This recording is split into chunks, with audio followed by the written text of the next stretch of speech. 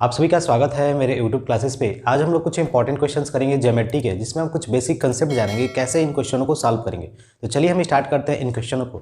अगर आपने इन क्वेश्चनों को एक बार नहीं देखा है तो एक बार जरूर देखें और इसे सॉल्व जरूर करें।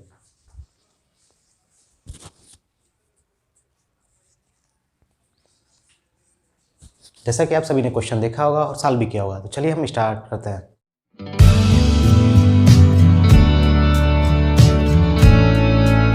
देखिए पहला क्वेश्चन क्या है कि यहाँ पर एक ABC ट्रायंगल है और ECB ट्रायंगल है और बीच में एक लाइन है जो कि FD है, जो कि यहाँ पे 90 डिग्री इस पे भी है और इस पे भी है। यानी कहने का मतलब FD पैरेलल टू AB बोल सकते हैं और FD पैरेलल टू EC है। इसमें ये 6 की वैल्यू है, ये 4 की वैल्यू है। तो आपसे पूछा क्या है कि जो ये पूरा शेडेड पोर्शन होगा, ये रेड कलर से शेडेड होगा और ये वाला येलो से पूरा शेडेड होगा, इधर वाला क्वाड्रिलेटरल और इधर वाला क्वाड्रिलेटरल। तो ratio of area of red to yellow बताना था और नेक्स्ट स्टेप पे क्या बताना था, इसका length AB ratio FD ratio EC, यानी ये बताना था आपको। ठीक है, इसी प्रकार सेकंड क्वेश्चन में आप देख सकते हो कि एक स्क्वायर है ABCD, उस स्क्वायर में क्या है कि एक रेगुलर हेक्सागोन है। ठीक है, षष्ठभुज बोलते हैं रेगुलर हेक्सागोन, यानी सबका लेंथ उसमें बराबर होता है। जैसे PQ, QR, RS, ST, TU, PU, ये इनका सबका लेंथ बराबर होगा, तभी ये रेगुलर है। रेगुलर हेक्सागोन उसी को बोलते हैं जिसमें सभी लेंथ क्या हो, आपस में इक्वल हो। ठीक है, आपस में ये लेंथ इक्वल हो गए। यहाँ तक बातें क्लियर। और ये वाला PQ पैरेलल टू इसके DB के पैरेलल है और PQ पैरेलल है TS के पैरेलल, यानी तीनों लाइन आपस में क्या है, पैरेलल है। और इसका एरिया दे दिया, यानी ये 9 स्क्वायर सेंटीमीटर का है। तो आपसे पूछा है कि आप बता दो एरिया ऑफ स्क्वायर, यानी इस पूरे स्क्वायर का एरिया क्या होगा। ये क्वेश्चन आपसे दिया हुआ है। ठीक है, अगले दिन आपसे पूछ सकता है कि इस हेक्सागोन का एरिया क्या होगा, वो भी बता सकते हैं हम। ठीक है, पूछ सकता है इसका लेंथ क्या होगा, तो हम वो भी बता सकते हैं। ठीक है, सब बेसिक चीज़ें हम जानेंगे। तो देखते हैं पहला क्वेश्चन कैसे सॉल्व करेंगे। तो आपको ratio of red to yellow बताना है, नहीं रेशियो बताना है। ठीक है, तो रेड पोर्शन ये रहा, येलो पोर्शन ये रहा। तो देखो अगर रेशियो बताना है तो आपको सबसे पहले इस लेंथ का पता होना बहुत जरूरी है।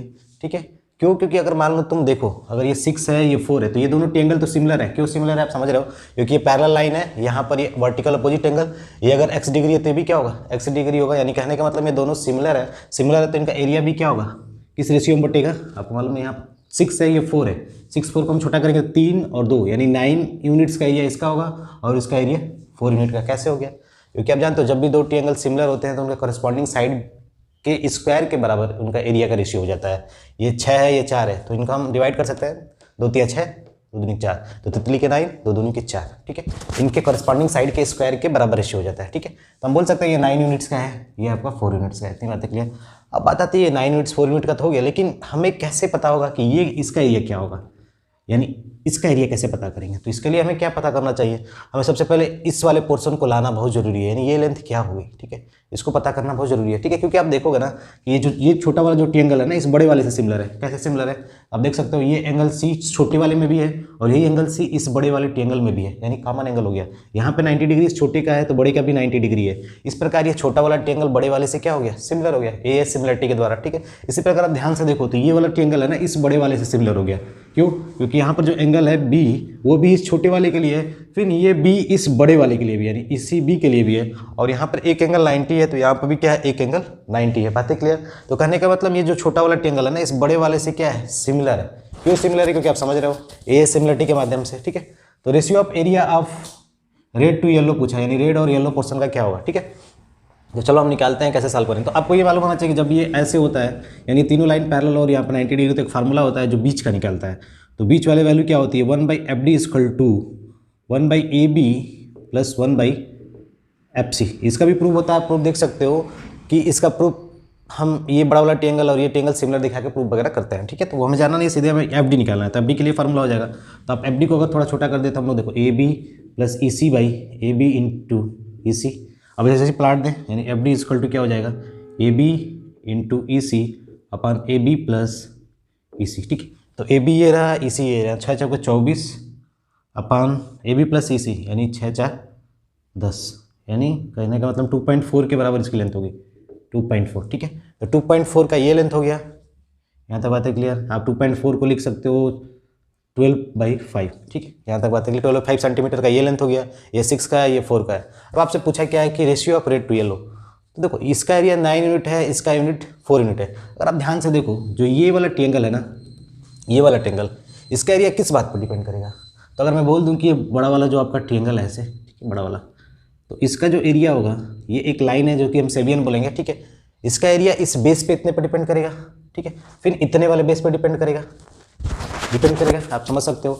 अगर आपने थोड़ा कंसेप्ट ये भी जाना होगा कि अगर मान लो कोई ऐसे आपका कोई ट्रेपेजियम था, ठीक है, तो अगर मैं लाइन ऐसे खींचता था फिर ऐसे खींचता था, तो जो ये वाला एरिया होता था ना, ये तो मान लो अगर एक्स है ये वाई है, तो लेकिन ये क्या होता था आपस में इक्वल होता था, जेड इंटू जेड, क्योंकि अगर ये ट्रेपेजियम है तब ये इससे पैरेलल होता था, ये अगर एक्स का है तो ये वाई का, लेकिन ये दोनों आपस में इक्वल होते थे। बस वही कहानी हम यहाँ पर भी लगा सकते हैं, ये लाइन इसके पैरेलल है तो इसका एरिया 9 यूनिट है, इसका एरिया 4 यूनिट है, तो इसका एरिया क्या होगा, ठीक है, तो आप पता कर सकते हो, क्योंकि अगर थोड़ा सा आप ऐसे पिक्चर ड्रा कर दो ऐसे, ठीक है, तो ये नॉन पैरेलल साइड हो गया, ठीक है, तो ये 9 4 या 36, तो ये वाला एरिया कितने यूनिट का होगा, 6 यूनिट का, यानी इसका एरिया कितने का होगा, 6 यूनिट का, ठीक है। अगर आप ऐसे समझ जाते हो ठीक है, लेकिन अगर आप ऐसे समझना चाहते हो ये ट्रायंगल इससे क्या है, सिमिलर है, तो हम बोल सकते हैं ये 6 का लेंथ, तो ये आपका 6 का हो गया, तो ये वाला लेंथ कितने का होगा आपका 4 यूनिट का होगा, ऐसे बोल सकते हैं।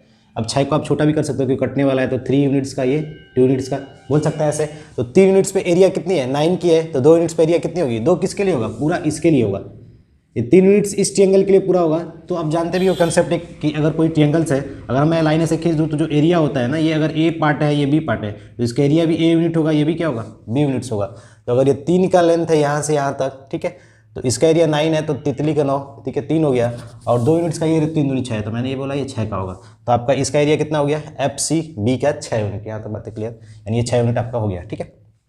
अब ध्यान से आप देखो कि जो ये ट्रायंगल है ना, इस ट्रायंगल के सिमिलर हमने ये 6 यूनिट मालूम हो गया, ठीक है, लेकिन हमें बताना क्या है, इतना पोर्शन का एरिया और इतना पोर्शन का एरिया, मुझे ये अलग अलग चाहिए, यानी ये दोनों अलग अलग निकालना बहुत ज़रूरी है, ठीक है। तो कैसे निकालेंगे, आप देख रहे हो कि ये 6 यूनिट का एरिया है और ये वाला ट्रायंगल इस बड़े वाले ट्रायंगल से सिमिलर है, ठीक है, तो वहाँ पर वो सिमिलरिटी का कंसेप्ट लगाया, तब बड़े वाले साइड का 6 स्क्वायर और छोटे वाले का 12/5 का स्क्वायर, ठीक है, आपने किया, ये किसके बराबर होगा, इसका एरिया, यानी 6 किसके लिए मैंने टेक किया, बड़े ट्रायंगल के लिए टेक किया, तो बड़े ट्रायंगल का एरिया कितना यूनिट हो जाएगा, 9 यूनिट्स ये, और 6 यूनिट अभी मैंने इसको निकाला था, 9 6 15, तो ये 15 यूनिट्स के बराबर होगा, और यहाँ पर इसका एरिया क्या होगा, 12/5, तो 12/5 का एरिया मुझे नहीं मालूम है, तो क्वेश्चन मार्क लगा देते हैं, ठीक है। अब इसको सॉल्व करते हैं, 36 144 25 ऊपर जाएगा इक्वल टू 15 यूनिट्स का क्वेश्चन मार्क, ये 4 बार में कटेगा, ये 5 ये 3, तो यहाँ हो जाएगा 3 चौके 12/5, यानी 12/5 का इसका एरिया होगा, ठीक है, आप सॉल्व कर सकते हो, ठीक है। 6 36 12/144 25, 4 बार में कटेगा, और यहाँ से 15 यूनिट्स का पूरा एरिया है, 50 25 5 15 4 12/5, यानी कहने का मतलब ये 2.4 सेंटीमीटर का एरिया होगा, ठीक है, 2.4 सेंटी, तो इसका भी एरिया बता सकते हो 3.6 सेंटीमीटर स्क्वायर का एरिया होगा, ठीक है, बातें क्लियर, हमने इस चीज़ों को निकाल लिया, क्योंकि ये पूरा ट्रायंगल का एरिया 6 था, तो ये 2.4 ये 3.6 हो गया, ठीक है, यहाँ तक क्लियर हो गया। अब मुझे बस करना क्या है, सॉल्व कि इसका रेशियो और इसका रेशियो बताना, तो आसान हो गया, ये 9 यूनिट्स का है, ये 3.6 यूनिट्स यूज करेंगे, क्योंकि हमने यूनिट्स में आंसर दिया है, सॉरी, ठीक है, यूनिट्स वर्ड लगाएंगे, तो 3.6 और ये 9 यूनिट कितना हो जाएगा, 9 3 12 12.6, ठीक है। अब इसका एरिया कितना हो जाएगा 2.4 और इसको 4 यूनिट्स, यानी 6.4 यूनिट्स, तो हम सॉल्व कर देंगे तो 63/32, दैट इज़ योर रेशियो, यानी इसका रेशियो रेड टू येलो का रेशियो होगा 63/32, ठीक है। आप इसे सॉल्व कर सकते हो, कंसेप्ट वाली चीज़ें थी कि हमें पहले इसका लेंथ निकालना पड़ेगा, उसका सिमिलरिटी का कंसेप्ट लगा के हम सबका एरिया अलग अलग निकालेंगे, ठीक है। तो अब रेशियो आपको बताना तो स्टेप कर ही सकते हो, ठीक है, क्योंकि ए बी आपका कितना है 6 है, एफ बी कितना आया था 2.4 आया था, और ई सी की वैल्यू 4 थी। अगर मुझे इसे सॉल्व करना है तो मैं इसे कैंसिल कर दूंगा, तो हो जाएगा आपका 12 हो जाएगा यहाँ पे, क्योंकि अगर आप 2 से डिवाइड कर दो तो 1,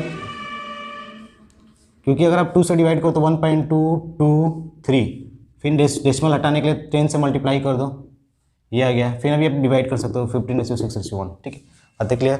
पहले मैंने डेसिमल इसको 2 से कटाया तो कटा इतना, ठीक है, फिर डेसिमल हटाने के लिए 10 से मल्टीप्लाई किया, सॉरी, तो इसमें भी 10 से मल्टीप्लाई होगा 20 होगा, तो फाइनली 10 होगा, ठीक है, 15/6/10, ठीक है।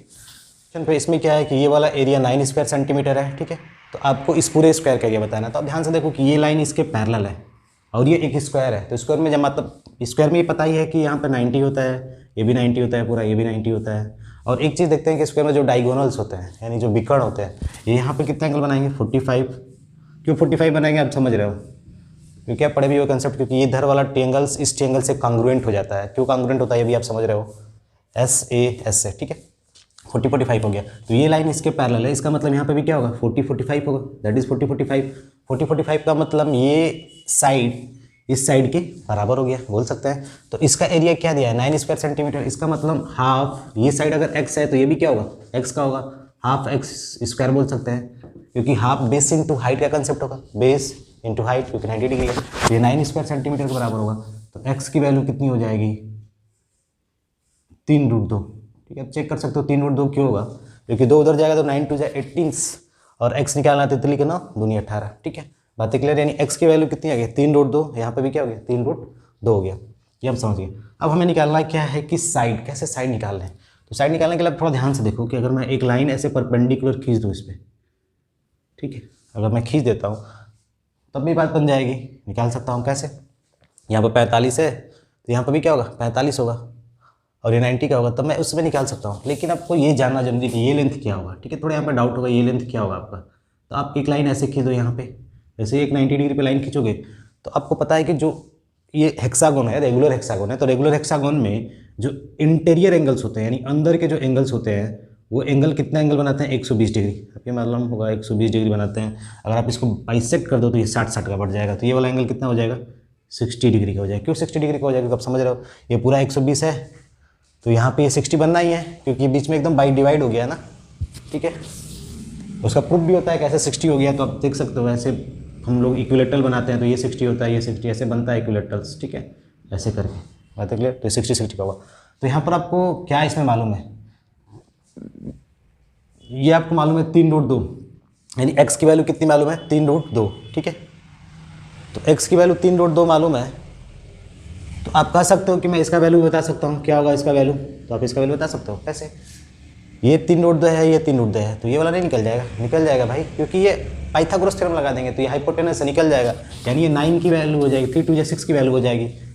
आप चेक कर सकते हो कैसे 6 की वैल्यू होगी, क्योंकि देखो ये 3√2 है, ये 3√2 है, तो आप इसको निकालना है तो इसका एक बार स्क्वायर करोगे, फिर इसका एक बार स्क्वायर करोगे तो 18 36, तो ये 6 का हो जाएगा। तो कहने का मतलब अगर ये 6 का लेंथ है तो ये भी मेरा तो वही साइड है, ये भी तो 6 ही का लेंथ होगा, यानी इस भी 6। क्यों 6, क्योंकि भाई रेगुलर हेक्सागोन है, सभी साइड्स क्या होंगे, बराबर होंगे। तो यहाँ पर आप 60 देख रहे हो तो ये परपेंडिकुलर हाइट नहीं निकाल सकते हैं, निकाल सकते हैं। ठीक है,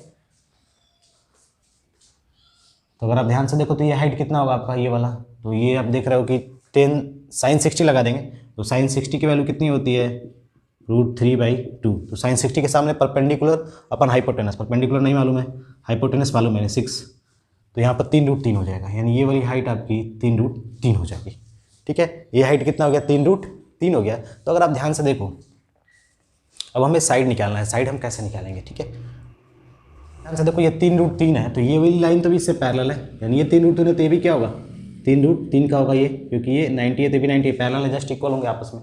ठीक है, क्योंकि आप देख सकते हो अगर मान लो एक लाइन मैंने ऐसे ड्रा कर दिया तो यहाँ पे एक लाइन ड्रा करूँगा तो जस्ट इसके बराबर ही तो होगा, वही कहानी है 3√3। और आपको ये पता हो जाता है तो काम बन जाता है। तो इसकी वैल्यू कैसे निकालेंगे, ठीक है, क्योंकि देखो जब तक ये हाइट हमें मालूम हो जाती तो हम यहाँ पे ये 45 डिग्री है ही, उस 45 के हेल्प से हम ये वाला लेंथ निकाल लेते हैं। ठीक है, अब देख लिया। तो कैसे करेंगे, ये पूरा हाइट आपका क्या होगा, कैसे पता करेंगे। ठीक है, तो अगर आप ध्यान से देखो ये 9 स्क्वायर सेंटीमीटर का है, तो हम इसका एरिया एक और तरीके से बता सकते हैं। क्या तरीका होगा, देखो यहाँ पर ये जब 90 डिग्री है और ये लाइन इससे पैरेलल है तो यहाँ पे भी क्या होगा, 90 डिग्री होगा, क्योंकि बेसिक चीज़ हमें जानना जरूरी है, क्योंकि ये लाइन इसके पैरेलल है। तो ये अगर एक ट्रांसवर्सल लाइन है तो यहाँ पर 90 डिग्री है, तो यहाँ पर भी क्या होगा, 90 डिग्री होगा। ठीक है, तो जब ये 90 डिग्री होगा तो हम इसका एरिया एक और तरीके से बता सकते हो। तरीका क्या होगा, हाफ ये वाला हाइट परपेंडिकुलर पी बोल दो इसको, इंटू बेस, बेस कितना है 6 = 9 के बराबर एरिया बताया गया था, इसका 9 का एरिया था। ठीक है, तो आप देख सकते हो पी की वैल्यू कितनी हो जाएगी, 3। कितनी हो गई, 3। तो फाइनली आप बोल दो कि पूरा लेंथ कितना का हो जाएगा, 3 + 3√3 का, यानी ये लेंथ 3 का हो गया तो ये भी क्या होगा, 3√3 का होगा। ठीक है, क्योंकि आप समझ रहे हो, क्योंकि ये लाइन इससे पैरेलल है तो यहाँ पर 90 डिग्री, तो यहाँ पर भी 90 डिग्री बनना ही है। ठीक है, ये लेंथ मालूम है तो ये लेंथ भी हम मालूम कर लेंगे, कैसे, इस वाले फार्मूले से। ठीक है, यहाँ तो बात है क्लियर, यानी 3 + 3√3 आपका ये पूरा लेंथ आ गया। अब आप देख रहे हो कि पूरा लेंथ आ गया, तो यहाँ पर 45 है और यहाँ पर 90 है, तो मैं इसमें अगर मैं साइन लगा दूँ, साइन 45, तो मेरा ये वैल्यू आ जाएगा, AD की वैल्यू आ जाएगी। तो साइन 45 क्या होगा आपका, तो साइन 45 = परपेंडिकुलर 3 + 3√3। ठीक है, 3 + 3√3 अपन हाइपोटेनस, हाइपोटेनस नहीं मालूम है, H। साइन 45 की वैल्यू 1/√2, साइन 45 की वैल्यू 1/√2, तो हम क्रॉस मल्टीप्लाई कर देंगे तो आपका हो जाएगा 3√2 + 3 × 6 = 18। ठीक है, क्योंकि √3 और √2 का मल्टीप्लाई करेंगे तो √6 आएगा, सॉरी 3√6 हो जाएगा। ठीक है, क्योंकि 3 दूनी 6 √6 के अंदर होगा। ठीक है, यहाँ तक बातें क्लियर आपको समझ में आ रही होंगी। यहाँ पर आप 3 कामन भी ले सकते हो, 3 कामन ले लो तो बचेगा √2 प्लस √6, अभी भी कामन ले सकते हो, √2 कामन ले लो तो 1 बचेगा, यहाँ पे क्या बचेगा √3। ठीक है, ये इतना चीज़ें बचा, यानी कहने का मतलब हमने इस वाले साइड को निकाल लिया। ठीक है, तो जो ये आपका साइड आ गया ना, इस साइड की हेल्प से आप क्या निकाल सकते हो, इसका एरिया निकाल सकते हो, क्योंकि साइड का स्क्वायर कर दोगे तो एरिया ऑफ स्क्वायर निकल जाएगा। ठीक है, तो इसमें बहुत सी चीज़ें कंसेप्ट इन्वॉल्व हुई जिसे जानना में जरूर था कि जब 2 पैरेलल लाइन्स होती है तो उनका कंसेप्ट क्या होता है, रेगुलर हेक्सागोन क्या होता है, रेगुलर हेक्सागोन के अंदर हम क्या क्या चीज़ें जानते हैं। ठीक है, और यहाँ पर पाइथागोरस थ्योरम क्या है, कैसे हम एरिया को अलग अलग तरीके से निकालते हैं। ठीक है, तो सब बेसिक कंसेप्ट आपको आना बहुत जरूरी है। ठीक है, तो आज के लिए बस इतना ही, मिलते हैं अगले क्लास में नए कंसेप्ट के साथ। तब तक के लिए धन्यवाद। अगर आपने मेरे इस चैनल को सब्सक्राइब नहीं किया है तो एक बार सब्सक्राइब, लाइक और शेयर जरूर करें।